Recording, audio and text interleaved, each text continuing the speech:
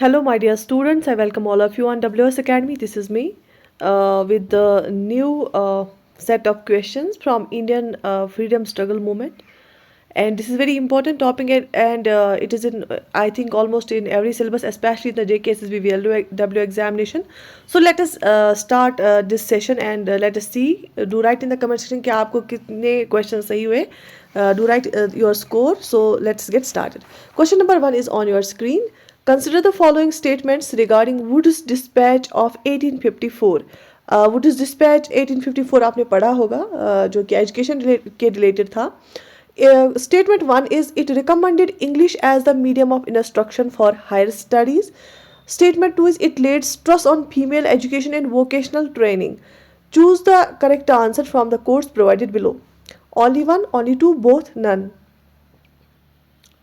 यहाँ पे Wood's dispatch की बात हो रही है. And the right answer is,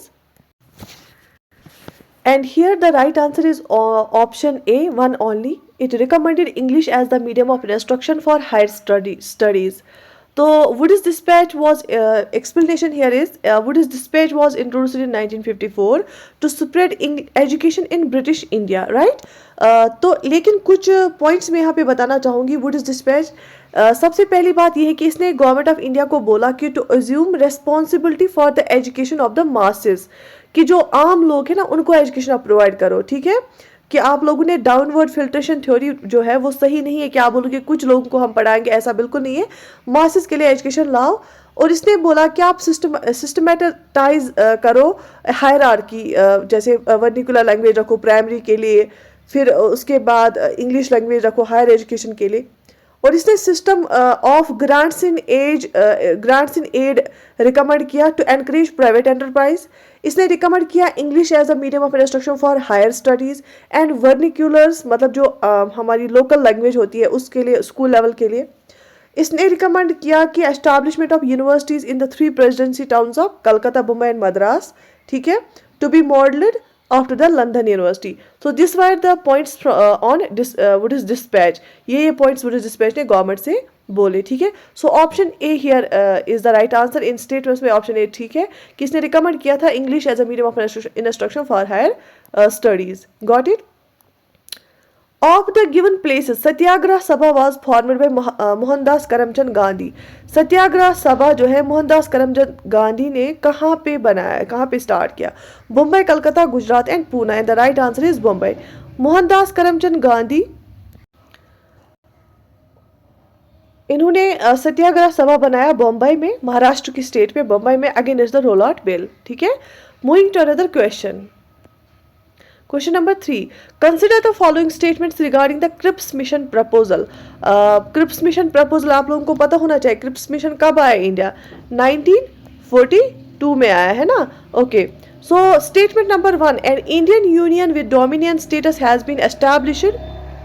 कि एक इंडिया का एक यूनियन विद डोमिनेंट स्टेटस बनाया गया. After the war constituent assembly was to be convened with all the members elected by local councils. India's defence is in British hands. And आपको बोलना है कि अब वो 3 स्टेटमेंट्स में से कौन सा स्टेटमेंट सही है. 1 and 2 only, 2 and 3 only, 1 and 3 only, and all of the above. And the right answer is option C, 1 and 3 only. क्योंकि ये सही है. क्रिप्स मिशन जब आया 1942 में, इन्होंने इंडिया यूनियन के को एक डोमिनेंट स्टेटस देने की बात की, लेकिन ऐसी कोई बात नहीं हुई कि कॉन्स्टिट्यूएंट असेंबली बनाएंगे वॉर के बाद जिसपे सारे मेंबर्स इलेक्ट हो जाएंगे लोकल काउंसिल से. हाँ, इंडिया का डिफेंस इन्होंने बोला कि ब्रिटिश हैंड्स में रखना है. So option 1 and 3 is only 1 and 3 is correct, right? Cripps mission was sent to India by British government in March 1942 to enlist India's cooperation in Britain's World War II effort. ठीक है, so that कि Indians की जो है उनका support मिले हमें world war second में, इसलिए जो है क्रिप्स मिशन भेजा गया 1942 में. Now question number 4. Which of the following is true about the annexation of Awadh. आपको पता है अवध को एनेक्स किया गया था. And option 1, Nawab was accused of mismanagement और मिस गवर्नेंस. ठीक है. Option 2, Awadh was the market place for goods from Manchester that inspired Dalhousie's greed. क्या अवध एक मार्केट प्लेस थी जहां से मैनचेस्टर से गुड्स आते थे, तो उस वजह से डलहौजी क्या को लालच हो गई, उन्होंने एनेक्स किया. So choose the correct answer. Option A, only 1, only 2, both A 1 and 2, both neither 1 nor 2. And option C is the right answer, both these statements are correct. जो वहां का नवाब था, अवध का नवाब, उसको एक्यूज किया गया कि इसने मिसमैनेजमेंट किया, मिस गवर्नेंस किया, अदरवाइज ऐसा कुछ था नहीं। और अवध मार्केट प्लेस थी किसके लिए? For goods from Manchester that inspired Dalhousie's greed. So in 1956, in 1956, Awadh would not have been annexed to the British Empire if the Nawab of Awadh had not refused to introduce British proposed reforms. So, फिर इसको annex किया गया अवध को, ठीक है।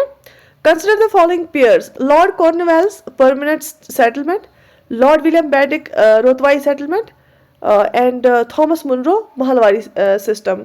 तो बताइए इनमें से कौन सा पेयर जो है करेक्टली मैच करके है? शाबाश। सो अगर आपने मॉडर्न हिस्ट्री अच्छे से पढ़ी होगी तो आपको पता होगा कि लॉर्ड कॉर्नवेलिस ने तो परमानेंट जो है सेटलमेंट लाई थी, तो रोतवारी सेटलमेंट जो है वो थॉमस मुनरो ने लाई थी, और महलवारी सेटलमेंट जो है वो इंट्रोड्यूस की थी एच हॉल्ट मैकेंजी ने, हॉल्ट मैकेंजी ने 1822 में, ठीक है। फिर इसको रिव्यू किया था लॉर्ड विलियम बेंटिक ने 1833 में, ठीक है। तो इस हिसाब से सिर्फ एक ऑप्शन सही है यहाँ पे, ऑप्शन 1। सो ऑप्शन सी आएगा answer, only 1। The permanent settlement was introduced first in Bengal and Bihar by Lord Cornwallis, और जो रोतवारी सेटलमेंट है वो थॉमस मुनरो ने लाई थी, और बाकी महलवारी सिस्टम का हॉट मैकेंजी ने 1822 में लाया था, ठीक है। ओके, अब यहाँ पे दो लिस्ट्स अवेलेबल है, दो लिस्ट्स दिए गए हैं, आपको बोलना है कि सही आंसर क्या है। देखो, abolition of sati, legalisation of remarriage of widows, prohibition of female influence, abolition of slavery. देखो, एबॉलिशन ऑफ सती कब हुआ था? 1829 to 30 इसी साल में हुआ था, राजा राम मोहन रॉय की एफर्ट से, और विलियम बेंडिक था तब गवर्नर, जो है गवर्नर जनरल, तो उन्होंने ही ये किया था। Legalisation of remarriage of widows तो 1856 डलहौजी के टाइम पे हुआ था ये, ठीक है। सो 1 को आएगा 3 एंड 2 को आएगा 4। सो 1 को आएगा 3, 2 को आएगा 4, ऑप्शन सी यहाँ पे देख लीजिए आप। अगर आपको सिर्फ 2 पता है आपका आंसर मिल जाएगा। ये दिस 3 को आएगा 1। प्रोहिबिशन ऑफ फीमेल इन्फेंटिसाइड कब हुआ था? 1843 में आया था इसके लाइजेशन, और abolition of slavery 1870। Got it? Okay.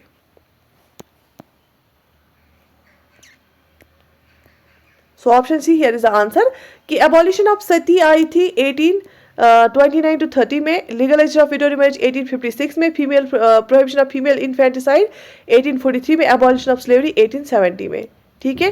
ये सोशल एविलेंस थे इंडियन सोसाइटी में, जिनको फिर जो है इनको रिमूव किया गया। Who among the following given options was the first to launch the individual satyagraha in 1940? Individual satyagraha कब आया? 1940 में आया। Acharya Vinoba Bhave, Jawaharlal Nehru, B Datt, Brahmadatt, Bal Gangadhar Tilak. And the right answer is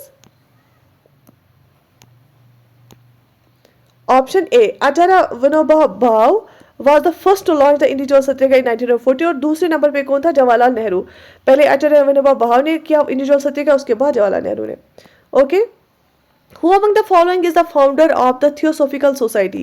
इनमें से थियोसॉफिकल सोसाइटी का फाउंडर कौन है? Swami Dayanand Saraswati, madam Blavatsky, madam Cama, Lala Hardayal. देखो, स्वामी दयानंद सरस्वती ने आर्य समाज एस्टैब्लिश किया। लाला हरदयाल गदर पार्टी के साथ एसोसिएटेड थे, ठीक है। और मैडम कामा ये भी आउटसाइड इंडिया में नहीं थी ये। तो मैडम बालावाट स्काई जो है, it is the right answer, option B. इन्होंने ही थियोसॉफिकल सोसाइटी जो है इसको लॉन्च किया था। The theosophical society was officially formed in New York city, United states on 17 November 1875 bye Helena पेट्रोवना ब्लावाट्स्काई, HP ब्लावाट्स्काई। Colonial Henry steel Olcott और विलियम कॉन जज and 16 others जो है इन्होंने किया था थियोसॉफिकल सोसाइटी स्टार्ट। फिर इन्होंने ये शिफ्ट किया India. Ram Prasad Bismil is associated with which of the following cases? Ram Prasad Bismil जो है वो किस वाले केस के साथ एसोसिएटेड है? Kanpur conspiracy case, Alipore conspiracy case, Kakori conspiracy case, Meerut conspiracy case.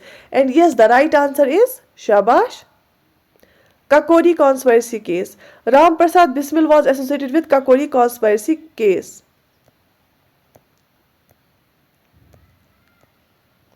Which among the following given options is popularly known as Grand Old Man of India? Grand Old Man of India हम किसको बोलते हैं? Bal Gangadhar Tilak, Dadabhai Nehruji, Gopal Krishna Gokhale, Mahatma Gandhi. And yes, the right answer is Dadabhai Nehruji. Dadabhai Nehruji is popularly known as Grand Old Man of India. इन्होंने जो है drain of wealth theory दी थी. In the 1939 Congress presidential elections, Pitabha Subramania was defeated by, इसको किसने हराया था? मौलाना Abul Kalam Azad, B.V. Patel, Jawaharlal Nehru, Subhash Chandra Bose. And yes, the right answer is शाबाश option D, Subhash Chandra Bose ने इसको हराया था. फिर इसी साल में सुभाष चंद्र बोस ने फॉरवर्ड ब्लॉक बनाया और फिर ये छोड़ा Congress. In 1939 Congress presidential election, Subhash Chandra Bose defeated Pitabha Sitaramaiah. ठीक है. Gandhiji's salt satyagraha is also known as non-cooperation movement, civil disobedience movement, Champaran Satyagraha, Quit India movement. So option B, civil disobedience movement is the right answer. उसी के साथ किया गया था क्या? Salt सत्याग्रह से ही इसको स्टार्ट किया गया था. Salt Satyagraha which was started by Mohandas Karamchand Gandhi is also called civil disobedience movement. Got it? Okay. Who was associated with Indian National Army trials? Indian National Army trials के साथ कौन associated था? Vallabhbhai Desai, Muhammad Ali Jinnah, Subhash Chandra Bose and Rajagopalacharya. And yes, who was associated with Indian National Army trials? And yes, option B, ये lawyer भी थे बुलाबाई Desai. Got it. बुलाबाई Desai was an advocate, वो advocate थे and Indian freedom fighter भी थे and associated with Indian National Army trials. Got it. Okay. Natal Indian Congress was founded in, Natal Indian Congress was founded in which of the following year? 1890, 1893, 1889, 1894. And yes, the right answer is 1894. Natal Indian Congress was founded in 1894 in South Africa. Gandhi ji ने इसको found किया था South Africa में. Who was the first editor of Jugantar? Jugantar. Barindra Kumar Ghosh, Bipin Chandra Pal, Jatindra Nath Mukherjee, Bhupendra Nath Datta. And yes, the right answer is option A, Bindra Kumar Ghosh, Ghosh brothers. He was associated with Yugantar. Which of the following given options is known as founder of the Indian National Congress? Mahatma Gandhi, A.O. Hume, Lokmanya Tilak, Surendranath Banerjee. And yes, the right answer is option B, A.O. Hume. A.O. Hume जो थे ये retired civil servant थे, इन्होंने help किया Indian national Congress को बनाने में. Olin Octavian Hume, known as founder of the Indian National Congress. Got it? Okay. Who among the following is not associated with India's freedom struggle in foreign lands? इनमें से कौन सा associated नहीं था कि जो इंडिया की आज़ादी के लिए जो है काम कर रहा था फॉरेन में? Lala Hardayal, Maulana Mohammad Ali, Shyamji Verma, V D Savarkar. And obviously it is Maulana Mohammad Ali. क्यों? क्योंकि लाला हरदयाल जो थे ना, उन्होंने 1913 में गदर पार्टी स्टार्ट की थी और जिसका हेडक्वार्टर सैन फ्रांसिस्को था और गदर वीकली भी आता था एक न्यूज़पेपर. ठीक है. श्यामा जी वर्मा जो है इन्होंने इंडियन सोशोलॉजिस्ट लिखा था और इन्होंने इंडिया हाउस बनाया था वहाँ पे, तो और प्रोवाइड करते थे स्कॉलरशिप्स इंडियन स्टूडेंट्स को. वीडी सरवरकर जो थे वो भी बाहर होते थे और बाहर से इंडियन के लिए फॉरेन लैंड से लड़ते थे. और मौलाना मोहम्मद अली इनमें से नहीं थे. Maulana Mohammad Ali was an Indian writer, scholar and leading figure of the Lahore Ahmadiyya movement. Who was the writer of the great Urdu work गुबार खातिर? गुबार खातिर किसने लिखी थी? मौलाना Mohammad Ali, Asaf Ali, Maulana Azad, Saifuddin Kitchlew. And yes, the right answer is option C, Maulana Azad ने लिखी थी Ghubar Khatir. Ghubar Khatir, the dust of memories, the most important work of Maulana Abul Kalam Azad. Immediately after August 1947, Gandhiji began to be called the father of nation. Why?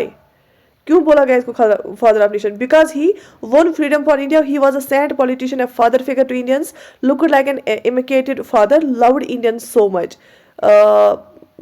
Mahatma Gandhi is better known as father of nation because it was he who fought freedom for us. He was the maker of modern India. So Burma got separated from India in which of the given year? क्योंकि Burma भी India के साथ जो है इसको भी जो ये रखा गया था. फिर इसको जो है सेपरेट कब किया गया? 1937, 1942, 1947, 1940. And yes, the right answer is 1937. Burma got separated from India in 1937. सो ये जो टॉप 20 क्वेश्चंस मैंने आज लाया था सेट 1. तो इंशाल्लाह हम रोज़ डिफरेंट क्वेश्चंस क्या करेंगे. But you write your score in the comment section and आपको ये सेशन कैसा लगा वो भी लिख लीजिए. Like the video, share with your friends, subscribe to our channel. I wish you all the best. Take very good care of your self.